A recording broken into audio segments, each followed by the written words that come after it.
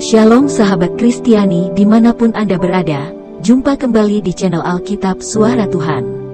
Konten kita kali ini berjudul Peperangan Rafidim bagi setiap orang. Marilah kita merenungkan lebih dalam tentang Jehovah Nisi, Tuhan Panji Keselamatan. Musa menyuruh Yosua berperang pertama kalinya melawan suku Amalek.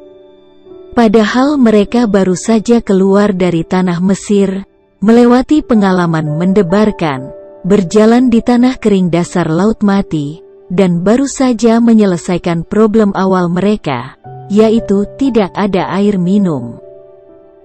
Sekarang urusannya bukan masalah internal lagi. Ini adalah bahaya nyata yang harus mereka hadapi sebagai bangsa yang baru terbentuk. Belum ada struktur organisasi atau pemerintah yang jelas di antara bangsa Israel.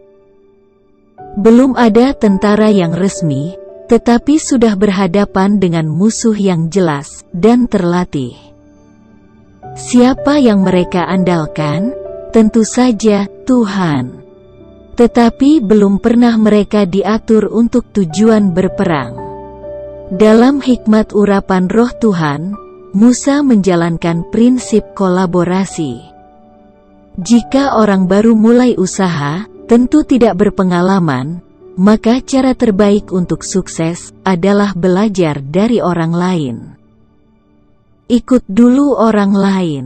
Berkolaborasi dengan yang sudah berpengalaman, bekerja sama dengan orang lain. Musa melakukan pembagian tugas yang melibatkan dirinya dengan Harun, Hur, Yosua serta orang-orang pilihan dari Israel. Ia membagi tugas dengan keyakinan bahwa peperangan di Rafidim adalah peperangan awal, yang akan menjadi simbol Tuhan berperang untuk kepentingan mereka.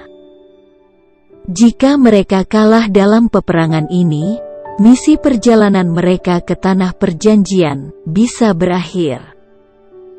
Mereka belum berpengalaman dan kalah dari berbagai segi, jumlah pasukan, perlengkapan, pengalaman dan penguasaan lapangan. Kita tahu bahwa dengan kolaborasi yang sangat baik yang Musa lakukan, mereka menang. Mereka juga ditolong oleh kuasa Tuhan yang digambarkan sebagai tongkat yang terangkat di tangan Musa. Harun dan Hurlah yang membuat Musa bertahan, mengangkat tangan Musa, sehingga Israel menang. Keluaran 17 ayat 8-16. Lalu datanglah orang Amalek dan berperang melawan orang Israel di Rafidim. Musa berkata kepada Yosua, "Pilihlah orang-orang bagi kita, lalu keluarlah berperang melawan orang Amalek. Besok aku akan berdiri di puncak bukit itu, dengan memegang tongkat Allah di tanganku." Lalu Yosua melakukan seperti yang dikatakan Musa kepadanya, dan berperang melawan orang Amalek, tetapi Musa, Harun dan Hur telah naik ke puncak bukit. Dan terjadilah, apabila Musa mengangkat tangannya, lebih kuatlah Israel, tetapi apabila ia menurunkan tangannya, lebih kuatlah Amalek. Maka penatlah tangan Musa, sebab itu mereka mengambil sebuah batu, diletakkanlah di bawahnya, supaya ia duduk di atasnya. Harun dan Hur menopang kedua belah tangannya, seorang di sisi yang satu, seorang di sisi yang lain, sehingga tangannya tidak bergerak sampai matahari terbenam. Demikianlah Yosua mengalahkan Amalek dan rakyatnya dengan mata pedang.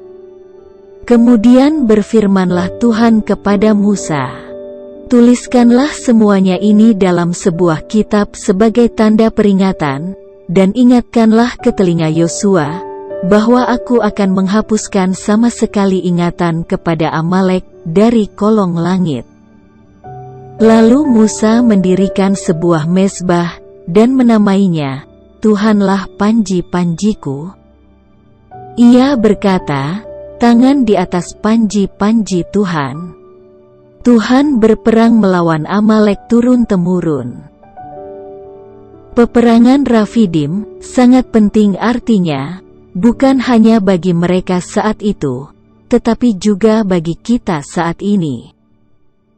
Dari peristiwa itulah Musa mendirikan mezbah dan menamainya Tuhanlah panji-panjiku. Panji-panji di masa lalu dinaikkan dengan maksud untuk merayakan, mengingatkan, dan mengumumkan. Panji-panji itu dinaikkan untuk mengumumkan kemenangan dan kehadiran Tuhan.